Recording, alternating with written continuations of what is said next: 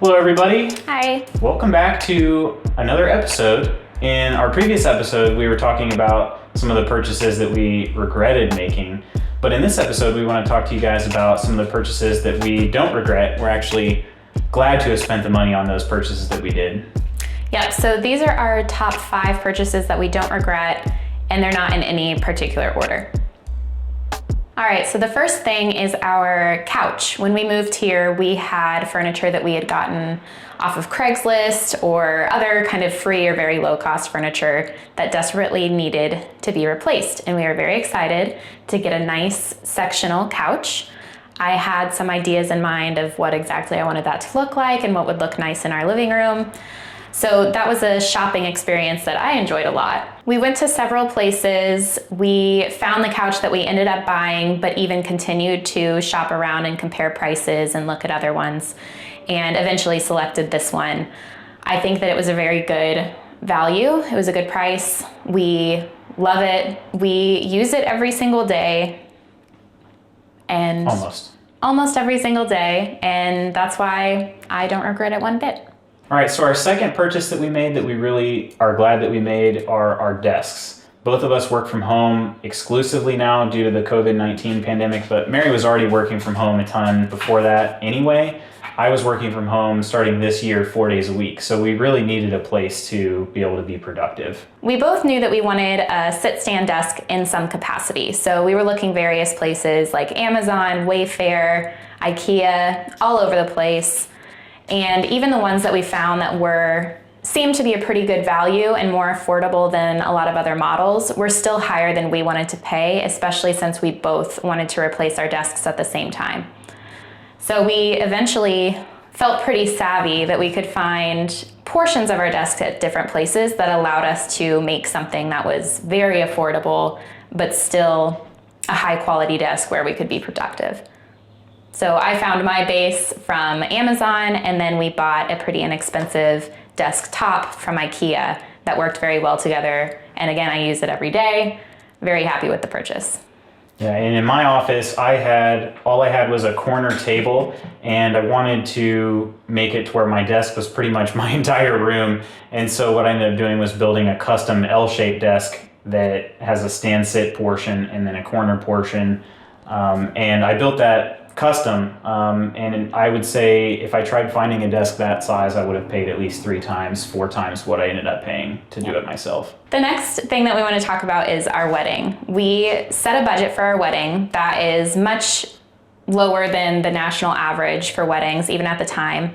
And we did that because we wanted to start our marriage out with as little debt as possible. So of course we had our student loans. We had gotten a little bit of credit card debt, but we picked this amount so that we wouldn't have anything else that we needed to pay for. And then we made sure that we stuck with that budget. So there were plenty of things that we definitely could have spent more on and had this very lavish wedding, or not even that lavish of a wedding. Ours ended up being very simple, but it was exactly what we wanted. At the end of the day, I think everybody had fun. We definitely enjoyed it, and we came away married. So it was a success. The final cost of our wedding was about 25% of the national average. The fourth thing that we purchased that we do not regret at all is our house. So for 3 years, in the first 3 years of our marriage, we had been renting. That was spread across 2 different properties in Indianapolis before we bought our house in 2017. Yeah. Okay. In 2017. So with how much we've been paying in rent versus what this mortgage ended up costing us when it was finalized, we actually paid a little bit less in our mortgage than we were paying in our rent.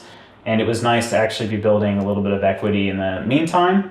We also ended up getting a pretty good deal on the house because it was appraised at several $1,000s more than what we purchased it for. Since we just had a recent appraisal for our new home mortgage, we actually know that it's worth quite a bit more now than it was when we bought it 3 years ago. And I think the good part about renting for those first few years was that we were comfortable with the location of this house. We knew that this would be a place that we'd like to stay. So I think that was a part of the decision being a good one. It also gave us a couple years worth of knowing that we could fit this amount of mortgage into our budget. Sorry guys, the sun is giving us all sorts of lighting inconsistencies, but it is what it is. In addition to the house being a good purchase, we feel like we've made some good upgrades as well, things that we were pretty smart on as far as improving the value of our home and the functionality of our home. So a couple of those things were our concrete. We had a couple of concrete projects that we wanted to take care of. We put a sidewalk in front of our home that was very needed. We just kind of had a mud pit out there all the time. And then we also put a concrete pad in our backyard so that we could install a shed. We also installed some new flooring upstairs. So we had carpet up there that was already not so nice when we moved in. It was disgusting. And since then, the dogs had some accidents. It just wasn't a great situation. And so we wanted to replace it with some laminate flooring. We had Nick's dad come help us install that, which was awesome, but also made it even more affordable. And we're very happy with how it looks. It really brightened up the space and makes it easier to keep things nice and clean up there. As a note on the sidewalk part, this is just kind of a weird thing. When we bought the house, it didn't have a sidewalk. So it wasn't that we replaced a sidewalk.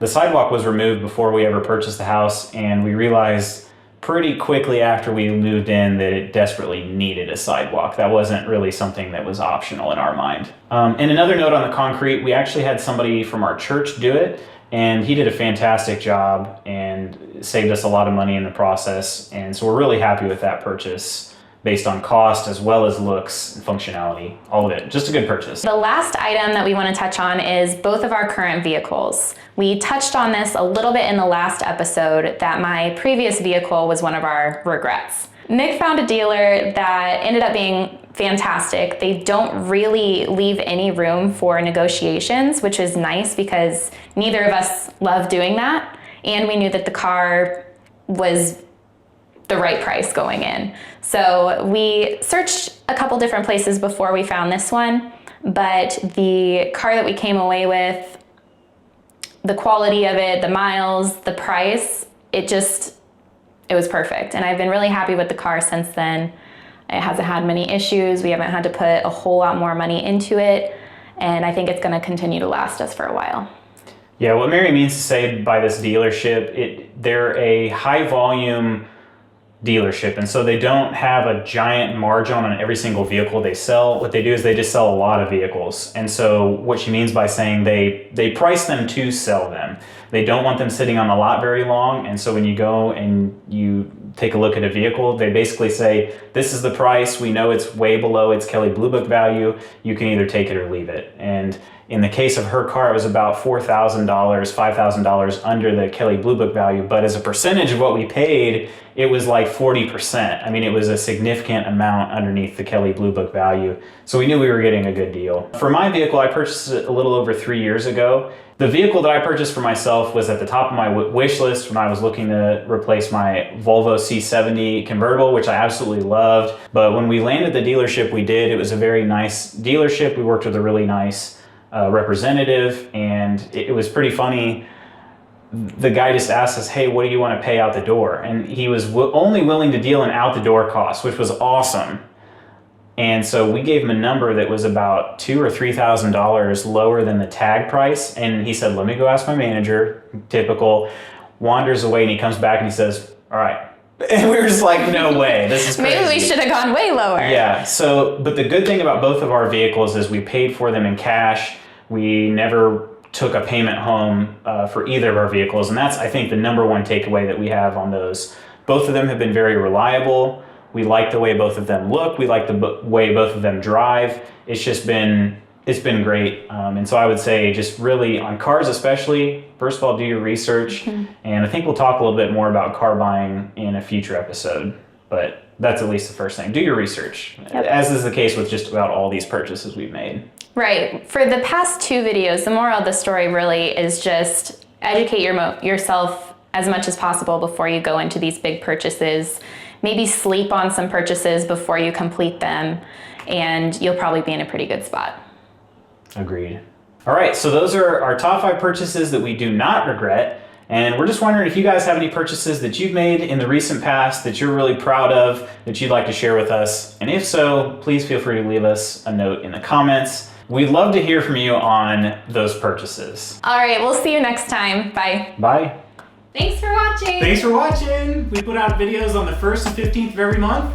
So if you enjoy it, make sure you subscribe and tell others. All right, so those are our top 5 purchases that we do not regret in no particular order. That's it. All right, bye. If so, please feel free to leave us a note in the comments, and we'd love to hear. We'd love We'd love to hear.